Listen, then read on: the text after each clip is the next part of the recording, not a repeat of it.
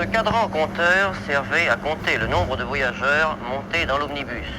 Voyageurs montant à l'intérieur ou voyageurs montant à l'impériale. Le receveur se tenait debout sur le marchepied. L'accès à l'impériale s'effectuait par une échelle.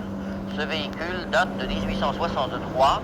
C'est la plus ancienne pièce de notre collection. Un peu plus tard, en 1879, des omnibus un peu plus modernes ont été mis en service à Paris. Vous verrez par conséquent les véhicules les plus caractéristiques de ces chemins de fer d'intérêt local. Nous avons une machine des tramways de la Corrèze, mise en service en 1914. C'est déjà une machine assez imposante. Et nous avons surtout ce véhicule qui est assez intéressant. C'est une machine qui est très ancienne. Elle date de 1881. Elle a été mise en service sur les lignes du département de la Loire. Et c'est une machine légère, 12 tonnes seulement, qui est maintenant tout à fait unique en son genre. Il y a également la traction électrique qui est représentée dans votre musée.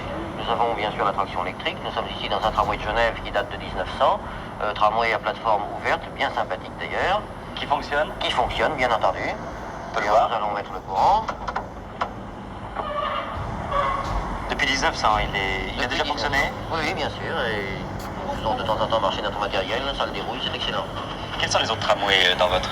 Nous avons pratiquement des tramways de toutes les villes de France. Et nous avons en particulier un tramway parisien, un tramway standard de Paris, qui a fonctionné sur la ligne Montrouge-Gare de l'Est, qui date de 1924, qui est également d'excellent état. Votre collection, on peut la voir tous les jours? La collection, on peut la voir le dimanche. Le musée est ouvert le dimanche après-midi au public. Depuis combien de temps? Notre musée s'est constitué en 1957, ça fait déjà une douzaine d'années, mais le musée est ouvert au public depuis 4 ans seulement, dans cet ancien dépôt de tramway qui a été mis à notre disposition si obligeamment par la RATP. Quel est le but de votre association? Eh bien, nous voulons constituer en France un musée des transports urbains, analogue à ces musées des transports urbains qui sont si nombreux à l'étranger. Eh bien, je vous remercie. Tenez, on peut descendre.